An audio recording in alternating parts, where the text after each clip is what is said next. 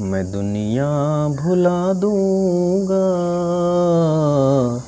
तेरी चाहत में, मैं दुनिया भुला दूँगा तेरी चाहत में। हेलो फ्रेंड्स, प्यारे बच्चों, नमस्कार। कैसे हैं आप सभी लोग? आशा करता हूँ आप लोग बहुत ही अच्छे होंगे। किसी ने बड़ा खूब कहा है कि मंजिल तो मिल जाएगी भटकते भटकते, मंजिल तो मिल जाएगी भटकते भटकते, गुमराह तो वो लोग हैं जो घर से निकले ही नहीं हैं, गुमराह तो वो लोग हैं जो घर से निकले ही नहीं हैं। तो आज आप लोगों का इस वीडियो में बहुत बहुत स्वागत है। और जो भी बच्चे हाई स्कूल की तैयारी कर रहे हैं, अभी से जुटे हुए हैं, उन लोगों के लिए आज बड़ा प्यारा सवाल आप लोगों के सामने है। और हम लोग इसमें निकालने वाले हैं के का मान। कहता है कि के का मान ज्ञात कीजिए जिसके लिए समीकरण निकाय का एक अद्वितीय हल है। तो बड़ा ही प्यारा प्रश्न है आपके सामने, जो कि परीक्षा में पूछे भी जाते हैं, और इसी प्रश्न को आज हम लोग सॉल्व करने वाले हैं। हमारे पास समीकरण दिया हुआ है, तो पहले हम लिखेंगे हल, और दोनों समीकरण को लिख लेते हैं। 4x + 3y = 10। फिर यहाँ पे लिख लेंगे kx - 8y = 7। अब यहाँ सबसे मेन चीज़ है, जो सबसे ज़रूरी है, वो कहता है यहाँ पर कि एक अद्वितीय हल है।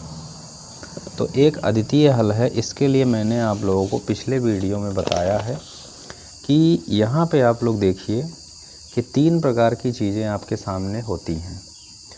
अद्वितीय हल, कोई हल नहीं, और होता है तीसरा अनेक हल, यानी जिसको हम अनंत हल भी बोलते हैं। तो इस सवाल में बोला है अद्वितीय हल, तो इस वाले फॉर्मूले को, यानी ये जो यहाँ लिखा हुआ है, इसी को हम यहाँ पे रखेंगे। तो हमने लिखा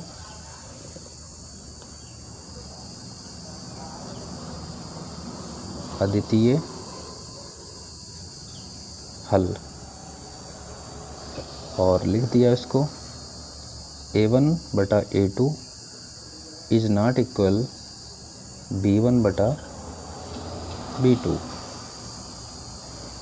इतना लिखने के बाद में अब हम यहाँ से इस मान को रखेंगे। तो ये a1 है, ये b1 है, ये c1 है, ये a2 है, ये b2 है, और ये c2 है। तो इसमें तो कहीं c1 c2 नज़र नहीं आ रहा है, तो इसलिए हम इसी से केवल काम अपना चला लेंगे। तो हमने लिखा 4 और बटे के नीचे लिख दिया k, फिर इज नॉट इक्वल लगा दिया, और फिर यहाँ लिखा है 3, और यहाँ पे लिखा है -8। तो इस तरह से हो गया। तो जब इस तरह से बन जाता है तो इसमें हम तिरछा गुणा करते हैं। तो अब हम इसका तिरछा गुणा करेंगे। इसका गुणा जब इससे करेंगे तो ये हो जाएगा 3k, इज नॉट इक्वल लगा है तो इज नॉट इक्वल लगा देंगे, और फिर इसका गुणा जब इससे करेंगे तो 8 चौक 32 आ जाएगा, वो भी माइनस में, क्योंकि माइनस लगा हुआ था। तो यहाँ 8 चौक 32 हो गया। फिर इसके बाद में हम के बराबर लिखेंगे -32, और ये जो 3 है गुणा के रूप में है, ये संख्या हमेशा बटे के नीचे चली जाती है। तो यहाँ पे हो गया के इज नॉट इक्वल -32। तो के इज नॉट इक्वल -32 आ गया, और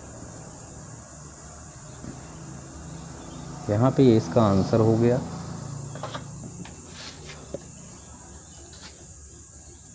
अब हम इसका नीचे वो भी लिख सकते हैं चाहे तो, या हम इतने पे ही छोड़ सकते हैं। और आगे मैं लिखना चाहूँगा तो लिख सकता हूँ कि अद्वितीय हल के लिए क्या क्या चीज़ें होनी चाहिए।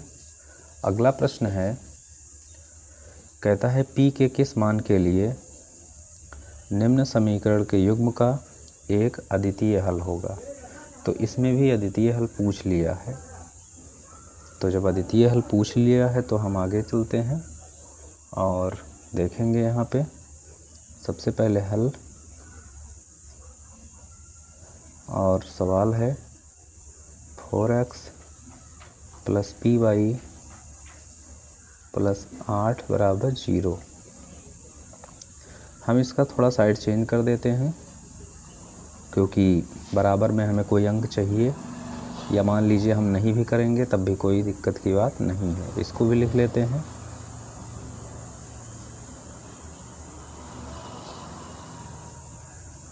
और अब इसमें भी यही पूछा है अद्वितीय हल है, तो अद्वितीय हल का सूत्र लिख देंगे। लिखेंगे अद्वितीय हल।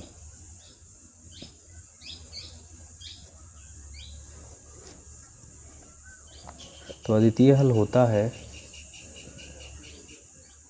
a1/a2 ≠ b1/b2।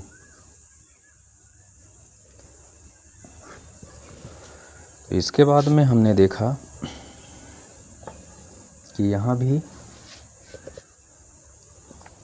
हम 4/2 यानी a1/a2 का मान रखेंगे। 4/2 = फिर p/2 लिखेंगे क्योंकि p जो है ये b1 है और ये जो नीचे है b2 है, तो p/2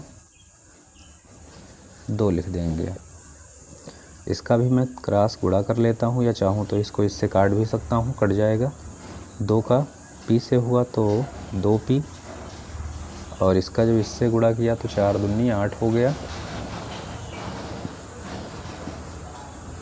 अब p को जब हम बाहर कर लेंगे तो 8/2, और ये कट गया, 2 × 1 = 2, 2 × 4 = 8। तो p बराबर नहीं है और यहाँ 4 लिख दिया, तो यहाँ ≠ का साइन लग जाएगा।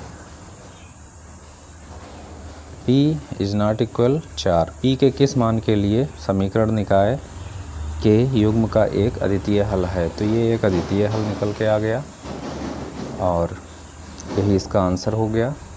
इसके भी नीचे हम लिखना चाहेंगे तो लिख सकते हैं। आशा करता हूँ आप लोगों को ये वीडियो पसंद आया होगा।